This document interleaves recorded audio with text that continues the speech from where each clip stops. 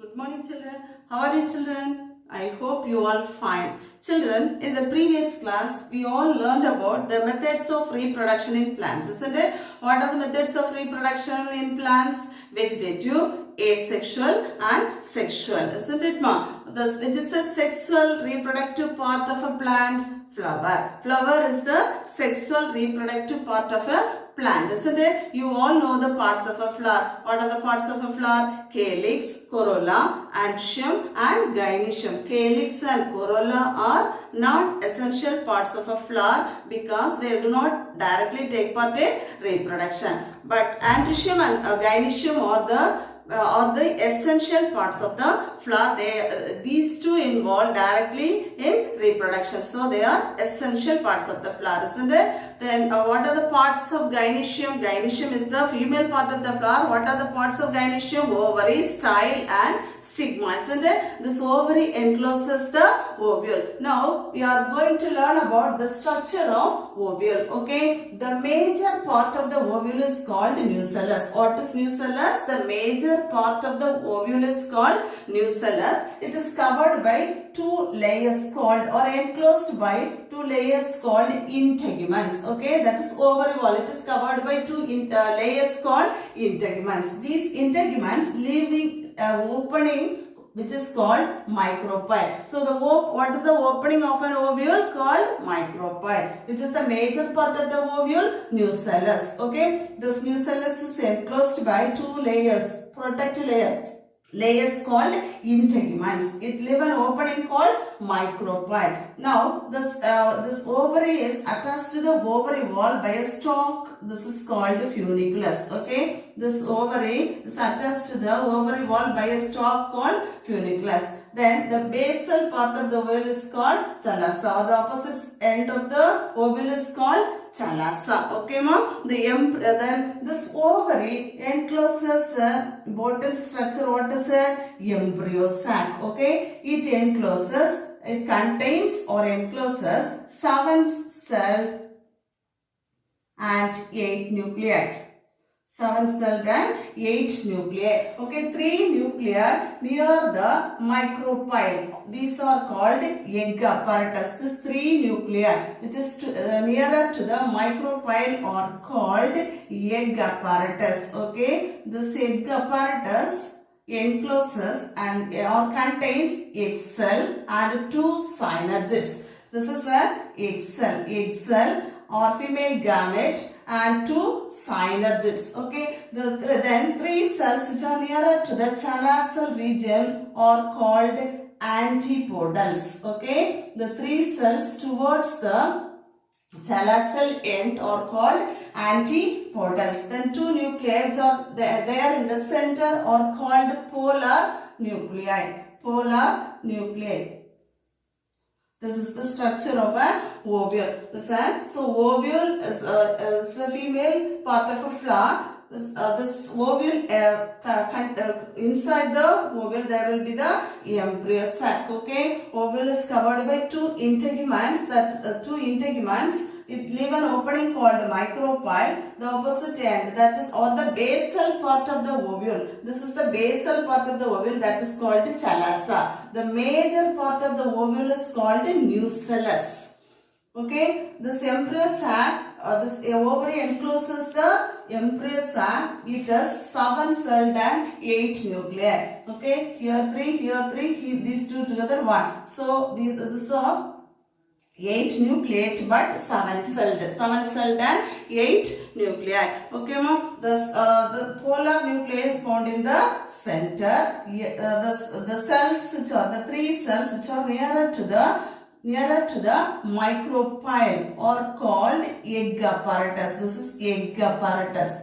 And 3 nuclei towards the chalazal end are called antipodals. Then there will be 2 nuclei at the center. These 2 are called polar nuclei. Okay, so embryo sac is 7-celled and 8 nuclei. Now this egg apparatus, the egg apparatus consists of an egg cell and 2 synergids. The egg cell is the female gamete. Okay ma'am. Now this and the remaining 2 cells are synergids. This is the structure of the ovule. Then the process of sexual reproduction in flowering plants involves two important processes. One is pollination, another one is fertilization.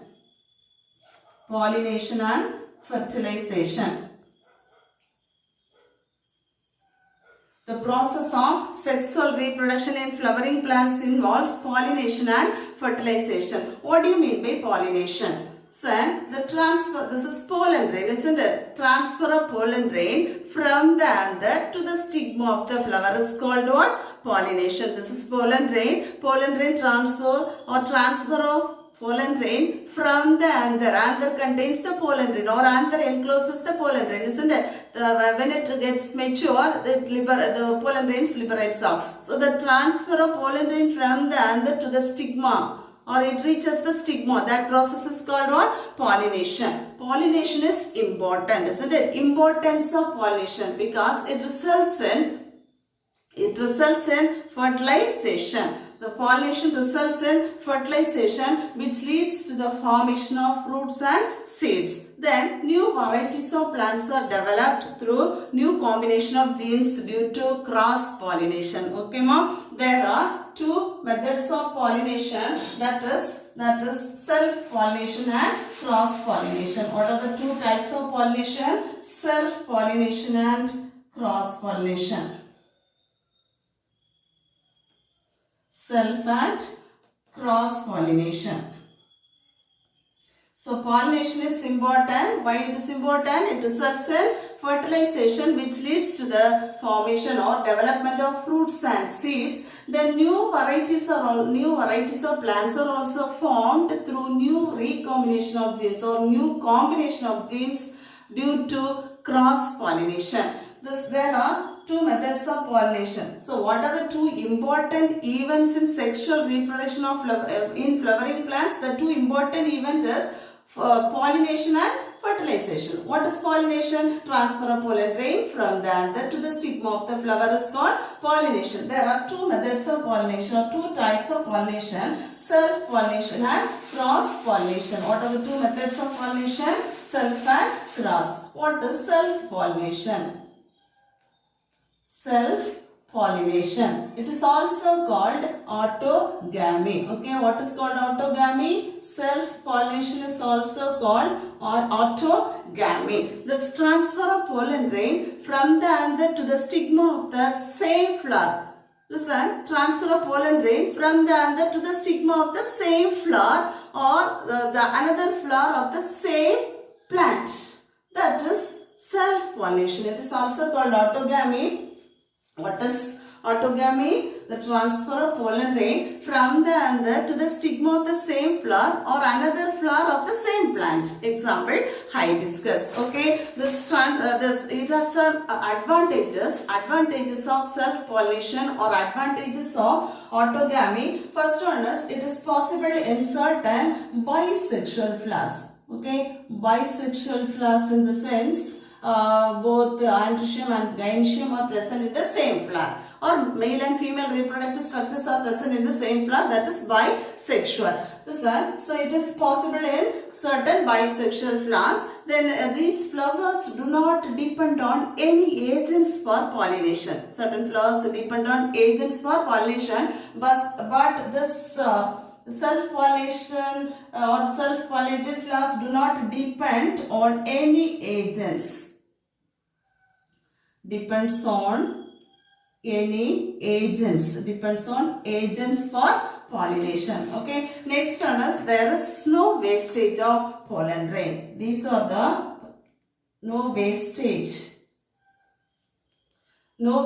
of pollen grains in self-pollinated flowers. These are the advantages in self-pollination. So you all know that what is self-pollination and advantages, isn't it? Next is these flowers, self-pollinated flowers or autogamous flowers, have certain disadvantages also. First one is seeds formed are less in number. Okay, mom? Seeds formed are less in number. Next, endosperm is very small or minute. Endosperm is minute, therefore the seeds produce weak plants.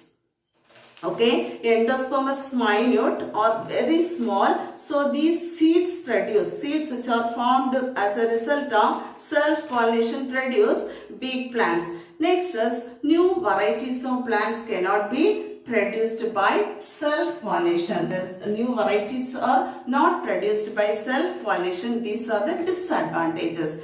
Advantages are it is possible in certain bisexual flowers. These flowers do not, this self or autogamous flowers do not depend on any agents for pollination. Then there is no wastage of pollen, right? But disadvantages, these the autogamous flowers or the seeds spread in autogamous flowers, seeds produced are less in number. Then endosperm is minute or very small. Therefore, if endosperm is minute, the seeds produce the weak plants, isn't it? Then third one is new varieties of plants cannot be developed. Next, what is the next type of cross-pollination? Okay, cross-pollination. It is also called allogamy. Allogamy, cross-pollination. What is cross-pollination? Is transfer of pollen grain from the anther to the stigma of the flower on another plant of the same species. Another plant, but self-pollination the same plant. But cross-pollination, the transfer of pollen grain from the anther of a flower to the stigma of the flower on another plant. That is cross-pollination. Example, it is possible in apple, plums, grapes, etc. Okay. Then this cross-pollination, it is also called allogamy. The seeds produce, this allogamous flowers have certain advantages. Seeds germinate. Certain advantages. Seeds germinate and grow properly and developed into better plants. Okay, developed into better plants. Seeds develop and germinate properly and it can produce the better plant. Okay, that is one advantage. Second advantage is that more viable seeds are produced. More viable seeds are produced by this method. Viable seeds are produced by the new varieties of plants are developed and viable seeds are produced by cross-pollination. Then disadvantages of this cross-pollination have certain disadvantages also. First one is it may fail, this cross-pollination may fail due to distance barrier. Okay, because cross-pollination is the transfer of pollen grain from the anther to the stigma of the another flower. So, because of distance barrier, this cross-pollination may fail. Okay, cross-pollination may fail due to distance barrier. Then, second one is more wastage of pollen grain because it depends on certain agents. So it is this pollen grains are carried away by certain agents. While carrying, there will be the wastage of pollen grains. So more wastage of pollen grains. Third one is it may involve some unwanted varieties. Okay, it may introduce some unwanted varieties. Then here in cross pollination, the flowers depend on agencies for pollination, isn't it? Now these are the disadvantages of cross pollination. First one is what is the first one? First disadvantage is that this this pollination may fail due to distance barrier. Cross pollination may fail due to distance barrier. Then second one is there will be more wastage of pollen grain. Third is it may introduce some unwanted varieties. Then fourth one is the allogamous flowers or cross-pollinated flowers depend on certain agents for pollination. Okay, so this cross-pollination takes place through certain agents. Now we can learn about the agents of cross-pollination. Okay, these agents like wind, water, animals, etc., insects. Okay, cross-pollination. Cross-pollination takes place with the help of certain agents like wind, water, animals and insects. Okay, first one is pollination by wind. Pollination by wind. This it is also called anemophily. Okay, anemophily. Pollination by wind is also called anemophily. So the plants which are or the flowers which are pollinated by wind are called anemophilous flowers. These flowers should possess certain characteristic features. Okay, these flowers possess certain characteristic features. Then only this pollen grains will be carried away by wind. Okay, this anemophily. What is called anemophily? Flowers which are pollinated by wind are called anemophilous flowers. The process is called anemophily. The anemophilous flowers should possess certain characteristic feature. First one is this flowers produce enormous amount of pollen grain or more amount of pollen grain. Then the pollen grains should are small, dry, smooth and lightweight. Then only it is blown up. These pollen grains can be blown away by wind. Okay. Then these stigmas or the landing place of pollen grains, the stigmas are comparatively large, hairy and hairy for what purpose? To trap the pollen grains. Okay ma? So these are the characteristic features of anemophilous flowers. What are called anemophilous flowers? Flowers which are pollinated by wind are called anemophilous flowers. What is called anemophily? Flowers which are the pollination by wind are called anemophily. Okay, this pollination by wind is called anemophily. The flowers are anemophilous. The flowers which are pollinated by wind should possess certain characteristic feature. This flowers must produce more amount of pollen grains. Next, the pollen grains are small, dry, smooth and lightweight. Because of these characteristic features only, they can be easily blown away by wind and it can be carried to other. These pollen grains then only landed on a particular stigmas. Okay, so stigmas are comparatively large and hairy to trap the pollen grains. Example, grasses, cacti, etc. Okay, ma. Next is by insects. Pollination by insects. This is also called entomophily. Entomophily. What is called entomophily? These flowers which are pollinated by insects are called entomophily. The process is entomophily. The flowers are entomophilous flowers. Okay, these entomophilous flowers should possess certain characteristic features. First is these flowers are brightly colored. Then only it will be attracted by insects, isn't it? Flowers are brightly colored, have smell and nectar. Then pollen grains are larger in size. Exine is pitted or spiny, so they can adhere on the sticky stigma. Okay, listen. So pollination by insects, it is also called entomophily. The flowers which are pollinated by insects are called entomophilous flowers. The flowers should possess certain characteristic features.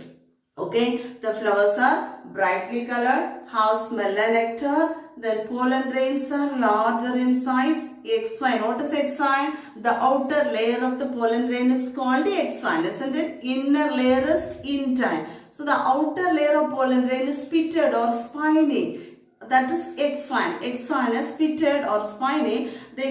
So they can adhere on the sticky stigma. Okay, ma'am. Now, this pollination by water. By water. It is also known as hydrophily. Okay, hydro means water, isn't it, ma'am? Hydrophily. Pollination by water is also called hydrophily. So, flowers which are pollinated by water are called hydrophilous flowers. Okay, this hydrophilous flowers also possess certain characteristic features.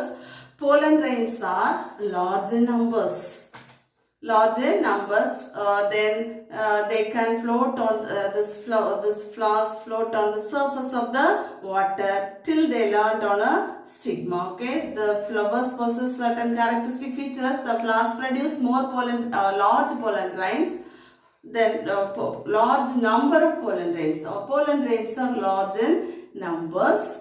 Pollen grains produced are large in numbers. Next, flowers float on the surface of the flowers should possess flowers should float on the surface of the water till they land on stigma. Example: hydrilla, vallisneria, etc. Okay. Next is by animals, pollination by animals. It is also called zoophily. Okay, this process is also called zoophily. So flowers which are pollinated by animals are called zoophilous flowers. Okay, these flowers also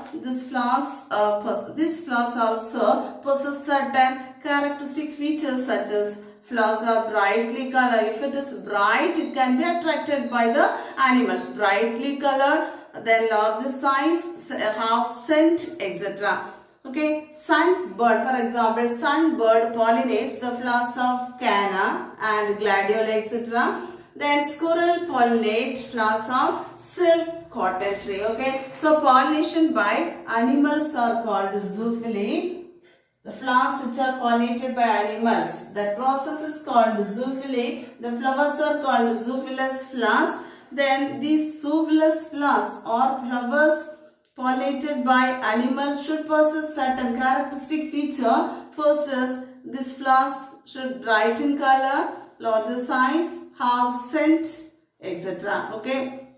Sunbird, for example, sunbird pollinates the flowers of canna, gladioli, etc. Then squirrel pollinate the flowers of silk cotton tree. Okay, ma'am. So we all learned about the reproduction first process, that is pollination. Okay, what are the two important events in sexual reproduction in plants? Pollination and fertilization. You all know about pollination, isn't it? What is pollination? Transfer of pollen grain from the anther to the stigma of the flower is called pollination. It is of two types: self-pollination and cross-pollination. Okay, self-pollination have some advantages and disadvantages. Cross-pollination is also have some advantages and disadvantages. Okay, then cross-pollination is carried out with the help of certain agents like wind, insects, water and animals. Okay, this pollination by wind is anemophily, pollination by insects is entomophily, by water is called hydrophily, by animals is called zoophily. Okay, these are so you all know about the first event, which is the first event in sexual reproduction in flowering plants. Which is the first event? Pollination. Okay, so you all know about pollination and the methods of the types of pollination, advantages, disadvantages, etc. Then you all know about the structure of a ovule, isn't it, ma'am? Ovary encloses the ovule. Which is the main part of the ovule? Nucellus. Which is the stalk of the ovule? Funiculus. Basal part of the ovule? Chalaza. Okay, ovule is 7-celled and 8 nuclei. Okay, ma'am. This egg apparatus is nearer to the micropylar end. Egg apparatus consists of an egg cell and 2 synergids. Remaining 2 are synergids. Then 3 cells towards the chalazal end are called antipodals. Okay, in the center there will be the polar nuclei. So this egg apparatus is this 7-celled and 8 nuclei. This is egg cell is 3 nuclei. This egg cell is present near the micropylar end. Have an the egg apparatus together constitute egg apparatus. It consists of an egg cell and 2 synergids. Okay, ma'am. Now you all turn page 257. You all turn page, children. You all turn page 257. This So first choose the correct answer. Fifth one, mark it. Anemophilous flowers have large feathery stigma. Okay, Anemophilous flowers have large feathery stigma. Fill in the blanks. First one, the embryo sac in a typical dicot at the time of fertilization is 7-celled and 8 nuclei, right? 7-celled and 8 nuclei. 7-celled and 8 nuclei. Then after fertilization, the ovary develops into fruit. Answer, fruit. Planaria reproduces asexually by regeneration. Regeneration. In the last class we all studied, isn't it? Regeneration. Now match the following market. Roman number 3, fission, amoeba, budding, yeast, fragmentation, spirogyra. Next one, state whether the following statements are true or false. Roman number 4, stalk of the ovule is called pedicel is given. It is false, isn't it? Right, funiculus. Stalk of the ovule is called funiculus. Stalk of the ovule is called funiculus. Underline the term pedicel and write funiculus. The statement is false. Underline the term pedicel and write funiculus. Next, seeds are the product of asexual reproduction. The given statement is false. Instead of asexual reproduction, you have to write sexual reproduction. Next one, the third one. Turn next page. Third one, yeast reproduces asexually by means of multiple fission. The statement is false. Write, instead of multiple fission, you have to write budding. Budding. Next one, long answer question. Roman number first one, write with a neat labeled diagram, describe the parts of a typical angiospermic ovule. With a neat labeled diagram, describe the parts of a typical angiospermic ovule. Answer is there in page 246. Structure of the ovule. Structure of the ovule. You have to mark the main part of the ovule is the nucellus. Mark up to synergids. Okay. The remaining 2 cells are the synergids. So with a neat label diagram, describe the parts of the typical angiospermic ovule. Mark this answer. The next question. Answer in a Roman number 5. Answer in a word or sentence. Second one. In which part of the flower germination of pollen grains takes place? In the second one. In which part of the flower germination of pollen grain takes place? Roman number 5. 2. Answer is stigma. Right answer is stigma. Okay. Next one, third one, name 2 organism which reproduces through budding. Yeast, hydra. Yeast, hydra. Okay, yeast and hydra. Next question, Roman number 6. Short answer question. Roman number 6, short answer question. Fifth one, write the characteristics of insect pollinated flowers. Page 247. Answer is there in 247. Write the characteristics of insect pollinated flowers. Page 247, under the heading pollination by insects, third line. Insects, these flowers are given, these that you strike out and write. Insects pollinated flowers are insect pollinated, P-O-L-L-I-N-A-T-E-D. Insect pollinated flowers are brightly colored, have smell and nectar. The pollen grains are larger in size. The exine is pitted, spiny, etc. Okay. So, your homework is the long answer first one. Learn and write it in your notebook. And short answer fifth question. Learn this also you write and learn and write it in the notebook. Then true or false 1 2 3. You have to learn and write it in the notebook. Thank you, children.